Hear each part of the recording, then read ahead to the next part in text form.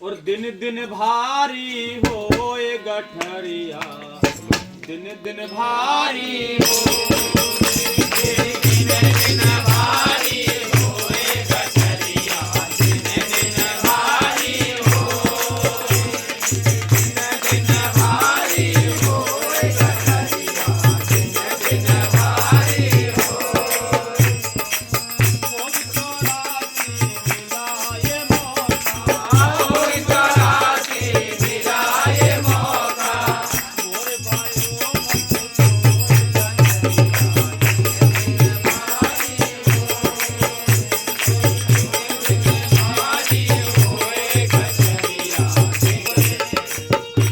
संत कहते हैं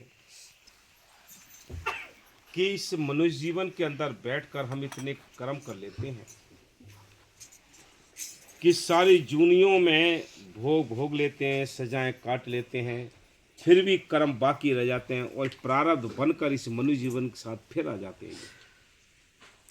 कोई कहे कि भाई हमने तो इस समय कोई कर्म किया नहीं है, कोई हमने बुरे कर्म किए ही नहीं है, जो हमें सजा क्यों मिलती है? ये हमारे पुराने कर्म हैं।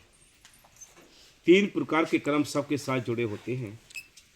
एक प्रारब्ध कर्म जो हमारे बचे हुए हैं, सजा काटने के बाद बचे हुए हैं, वो हमारे साथ प्रारब्ध बनकर आते हैं। एक क्रियामान कर्म जो हम यहाँ मौके पर करते हैं। एक संचित कर्म जो काल हेडक्वार्टर में इकट्ठे करके रखता है, जो बिना यहाँ कर्म किए वो हमें काटने पड़ते हैं, मोटे मोटे कर्म होते हैं वो। लेकिन संत जब मिलते हैं तो संत पुराने जो प्रारब्ध बनी हुई है हमारे साथ, उसको भजन अभ्यास करके वो धीरे धीरे कटा देते हैं। क्रियामान कर्म पर वो रोक लगा देते हैं, अंडे मांस मछली नहीं खाने, नशे किसी प्रकार के नहीं करने। ये सारा कुछ पसारा है, ये सारा कर्मों का जाल है। कर्मगत टार न टरी, ऋषि मुनि वशिष्ठ यानी शोध के लगन धरी, सीता हरण मरण दशरथ को वन में विपत पड़ी। इसलिए संत कहते हैं कि भाई ये दिन दिन हमारी जो गठरी है भारी होती जा रही है। एक इंसान कमाता है, पूरा परिवार खाता है, रिजल्ट उसके अकेले के हाथ आता है। ध्यान रखना है। पूरा परिवार खाएगा, बेटी बेटाओं को खिलाओगे, जिनको तुम प्यार करते हो उनको पालते हो। याद रखना, जितने भी हम नंबर 2 के काम करके 420 करके जितना भी धन इकट्ठा करते हैं, वो सारा हमारे ऊपर अकेले को ही भोगना पड़ेगा। रत्नाकर जब डाकू का काम था कि भाई रोज राहगीरों को लूटना, मार काट करना, उनसे धन छीनना, ये काम था। एक बार 4-5 महात्मा उस रास्ते से गुजरे। रत्नाकर ने सभी साधुओं को रोक लिया और कहा कि तुम्हारे पास क्या क्या चीज़ें, लाओ निकाल कर रखो। महात्माओं ने कहा कि हमारे पास क्या है भाई, हम तो खुद मांगता हैं, खुद मांग कर लाए हैं, हमारे पास कुछ भी नहीं है। कि नहीं, ये बकवास नहीं सुनता मैं, जो कुछ तुम्हारे पास है निकाल कर रख दो। काफ़ी बहस होने के बाद महात्माओं ने कहा कि भाई तो एक बात बता दे हमारी, फिर हम तलाशी भी दे देंगे अपनी। कि क्या? कि तू अपने घर जाकर ये पूछ कर आ कि जो भी मैं कमा कर लेकर आता हूँ, चाहे मार काट करता हूँ, चाहे कैसे भी उनसे छीन के लाता हूँ, और तुम सब लोग खाते हो इसको, तो इसका जो फल मिलेगा ये तुम इसके हिस्सेदार हो या नहीं हो, ये घर जाकर पूछ। तो रत्नाकर जी ने कहा कि भाई तुम मेरे को बेवकूफ़ बना रहे हो, तुम ये सोच रहे हो ये घर जाए और हम यहाँ से भाग जाएं। कि नहीं भाई, ऐसा नहीं, अगर तुझे विश्वास नहीं है तो तू हमें इस पेड़ से बांध दे। कहा ये बात ठीक है। उन महात्माओं को सबको उस पेड़ से बांध दिया। घर जाकर सारे घर के सदस्यों को इकट्ठा किया और उनसे पूछा कि भाई मैं जो कमा कर लेकर आता हूँ और उसको तुम सब खाते हो, तो उसका जो फल मिलेगा उसके आप हिस्सेदार हो या नहीं हो? तो परिवार ने 2 टूक जवाब दिया कि हम फल के भागीदार क्यों होंगे? भाई आप अच्छा कमा के लाओगे तब भी हमने खाना है, बुरा कमा के लाओगे तब भी हम खाएंगे, लेकिन रिजल्ट और जो फल है वो आपको ही मिलेगा। इसलिए संत कहते हैं कि फिर जब वापस आए आकर उनके पैरों में गिर पड़े, महात्माओं के पैरों में गिर पड़े, बोले कि भाई मुझे कोई ऐसा रास्ता बता दो जिससे मेरा ये पाप खत्म हो जाए, मेरे कर्म हल्के हो जाए। तो उन्होंने कहा कि भाई तू यहाँ राम राम रटता रहे। अब राम राम तो रटा नहीं, कभी मार काटी की, तो उल्टा सीधा जैसे भी जपा वो जप लिया और अंदर शून्य समाधि लग गई, ब्रह्म ज्ञान हो गया और एक बहुत बड़ा ग्रंथ लिखा है रामचरितमानस। तो संत कहते हैं इस नाम के अंदर बहुत बड़ी ताकत होती है। लेकिन हम जो काम करते हैं ये हमें देखना है कि हम किस हिसाब से अपनी गठड़ी को भारी करते जा रहे हैं। कि दिन दिन भारी होए गठड़िया, ये दिन दिन भारी होए, कि भोग 84 मिली है, सुंदर काया मिली है, लेकिन हम अपने हाथों से इसको बर्बाद करते जा रहे हैं। हाँ जी। दिन दिन भारी होए गठरिया, दिन दिन भारी होए, दिन दिन भारी होए गठरिया, दिन दिन भारी होए, बहुत पुराने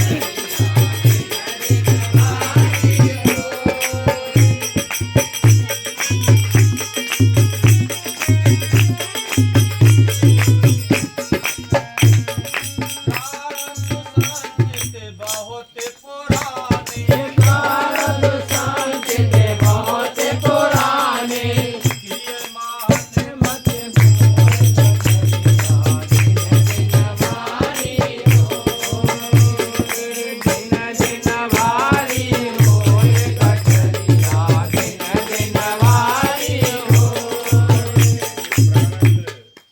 प्रारब्ध संचित ये बहुत पुराने हैं, लेकिन तो क्रियामान मत बोए। क्रियामान कर्म जो है वो हम अपने आप यहाँ बोलते हैं, कर्म करते हैं। इसलिए संत कहते हैं तेरी दिन दिन भारी होती जा रही है गठड़ी, तू कब इसको हल्की करेगा। बिना ये कर्म की गठड़ी हल्की नहीं हो सकती। हाँ जी। दिन दिन भारी होए गठरिया, दिन दिन भारी होए, दिन दिन भारी होए गठरिया, दिन दिन भारी होए।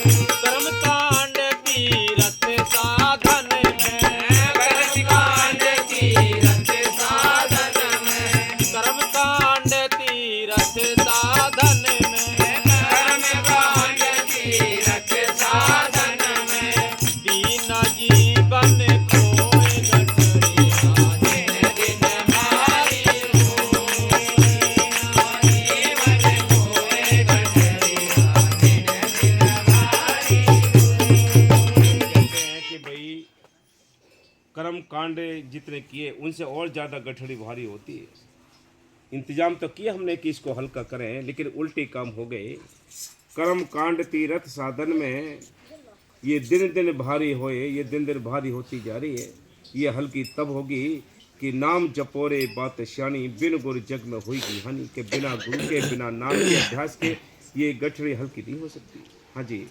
दिन दिन भारी होए गठरिया, दिन दिन भारी होए, दिन दिन भारी होए गठरिया, दिन दिन भारी होए। धर्मराज जब लेखा मांगे, धर्मराज जब लेखा मांगे, सोने माटी होए गठरिया, दिन दिन भारी होए, इधर सोने माटी होए गठरिया, दिन दिन भारी होए। धर्मराज लेखा मांगेगा तो इनमें कौन सा हिमाती होगा? कोई हिमाती नहीं होगा। चारों ओर परिवार के सदस्य बैठे होते हैं, रिश्तेदार भी आए होते हैं, और आखिरी टाइम होता है जीव का, तो बस देखने के लिए आते हैं। श्वासें कभी निकल नहीं पाती हैं, फिर चले जाते हैं, फिर निकल नहीं पाती हैं, चक्कर लगते रहते हैं, लोग तंग आ जाते हैं, क्योंकि लेखा जोखा हो रहा होता है, उस समय पिटाई होती है। इसलिए संत कहते हैं ऐसी हालत में होती है उस समय कि कृष्ण भगवान ने अपने एक वचन में लिखा है कि भाई ऐसी हालत होती थी, तकलीफ होती है कि जैसे एक बिच्छू डंक मारे तो कितनी तकलीफ होती है, 1000 बिच्छू डंक मारने की तकलीफ होती है, या जो कांटे वाली झाड़ी होती है उसको गुदा के रास्ते डालकर मुंह के रास्ते निकाला जाता है। इतनी तकलीफ इस आत्मा को निकालने में होती है। बोलो कैसे कष्ट हैं ये 84 की कष्ट है। इनसे निकलकर अपने घर पहुंचना, इसको मुक्ति कहते हैं। ये काल का देश है, यहाँ कोई निकल नहीं सकता अपने आप। सारी दुनिया उल्टे क्रम करती है, कर्म कांड करती है, इनसे निकलने का कोई रास्ता नहीं। रास्ता है तो मालिक की मेहर से बहुत बड़ा रास्ता है, वो नाम का। हाँ जी। दिन दिन भारी होए कचरिया, दिन दिन भारी होए, दिन दिन भारी होए कचरिया, दिन दिन भारी होए।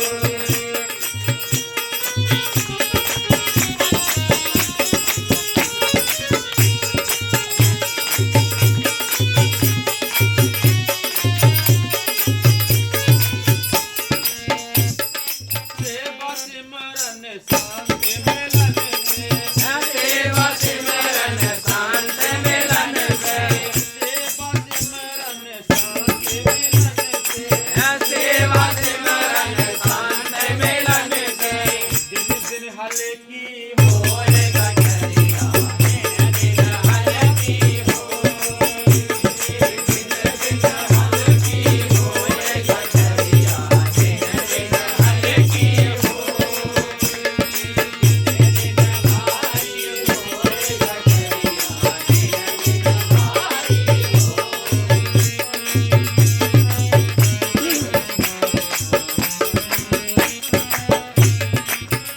क्या कहते हैं कि सेवा सिमरन दर्शन सत्संग से ये गठड़ी हल्की होती है और कोई रास्ता नहीं। कितने बाहर के पूजा पाठ जाप ताप कर्म धर्म कर लेना, इनसे कभी भी ये कर्म खत्म नहीं होते। ये कर्म खत्म होंगे अभ्यास करने से। किया नहीं अभ्यास याद फिर कैसे आएगा, अंत समय में तू राम नाम कैसे गाएगा। अगर अभ्यास नहीं किया है तो राम नाम तेरे को याद कैसे आएगा। हाँ जी।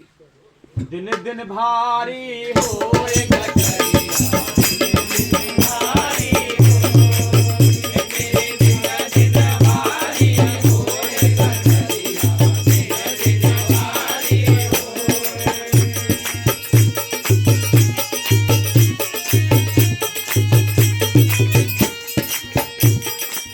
कह राधे श्याम अरज सुनो जी, कह राधे श्याम अरज सुनो जी, सिमरन साथी होए कचरिया, दिन दिन भारी होए, सिमरन साथी होए कचरिया, दिन दिन भारी होए, दिन दिन भारी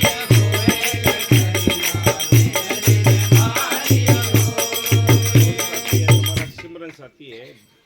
देखो कई बार बताते हैं कि जैसे संत तो पहले ही बताते हैं कि संसार में तेरा कोई नहीं है, तेरा साथी है तो वो परमात्मा है। लेकिन परमात्मा को हम जानते नहीं, मानते नहीं। लेकिन कब मानते हैं?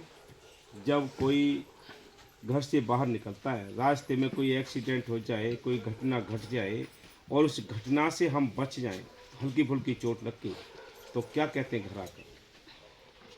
क्या आज बड़ी मेहर हुई है उस ऊपर वाले की, नहीं तो आज हम घर नहीं आते। कौन याद आया? ना भाई याद आए, ना माँ याद आई, ना बहन याद आई, कोई भी याद नहीं है, रिश्तेदार याद। केवल उसी समय का ऊपर वाला। तो बेशक कोई किसी को मानता हो या नहीं मानता हो, लेकिन उस समय वही याद आएगा कि ऊपर वाले ने बड़ी मेहनत की। थोड़ी 2-4 घंटे याद रहती है, बात खत्म। क्योंकि इस पर जोर मन का पड़ा हुआ है। मन मालिक पर विश्वास आने ही नहीं देता। वो तो थोड़ी देर के लिए उसके लिए ये बस थोड़ा विश्वास हो जाता है। हाँ जी। दिन दिन भारी होए,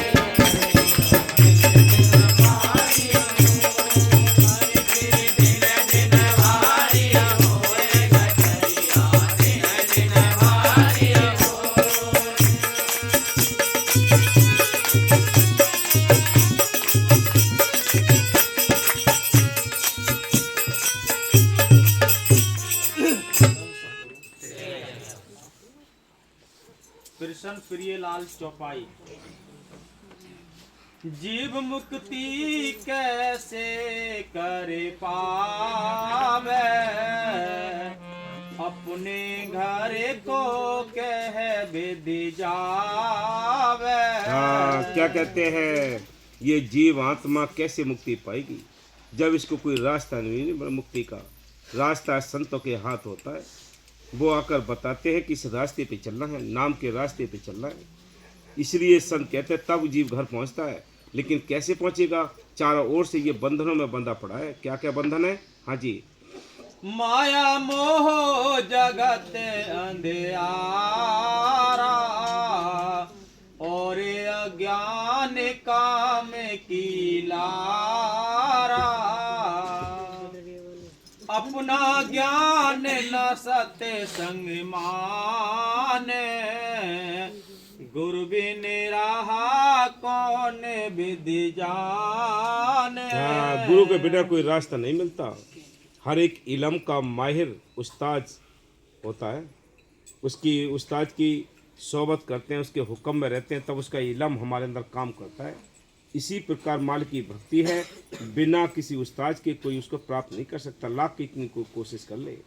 हाँ जी, सतगुर मिले तो बाट बतावे। हाँ, वो सतगुरु मिले, वो रास्ता बताते हैं और कोई किसी को पता नहीं। हाँ, जब कोई जीव मुक्ति को पावे। भाई मुक्ति किसको कहते हैं ये पता है किसी को? बहुत से को नहीं पता। मुक्ति किसको कहते हैं? मुक्ति कहते हैं आज़ादी को। किसी जेल से रिहा होने के लिए मुक्ति कहते हैं। हम इस त्रिलोकी के जाल में बंधे पड़े हैं, कैद हैं। इस पिंजड़े से निकलने के लिए मुक्ति कहते हैं, मोक्ष कहते हैं, उद्धार कहते हैं, आत्म कल्याण कहते हैं। लेकिन ये मुक्ति आसान नहीं। जब तक संत नहीं मिलते, जब तक अभ्यास नहीं होता, तब तक कुछ नहीं होगा। अनेक ही मुख सोई, गुरुद्रोही पातक का मारा। कभी ना होते भोके पारा, आस को करी भरम माही भोजल में परी।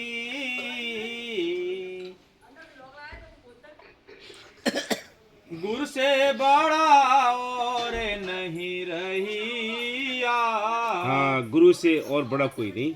देखो, छोटे से बच्चों को जो प्राइमरी पाठशाला में जाते हैं, उनको वो छोटा बड़ा बहुत पहाड़ के समान दिखाई देता है। समझ में नहीं आता, टीचर भी परेशान हो जाते हैं, घर आकर होमवर्क करते हैं, वहाँ भी माँ बाप उनको पढ़ाते हैं, ये छोटा है, ये बड़ा है, उनको ऐसा पहाड़ के समान दिखाई देता है। जब हम आगे क्लासों में पहुँच जाते हैं तो उनकी कोई वैल्यू रहती है? कुछ भी नहीं। इसी प्रकार संत कहते हैं कि संत अभ्यास कराने के लिए आते हैं। हाँ जी, वेद पुराण संत अस कहिया।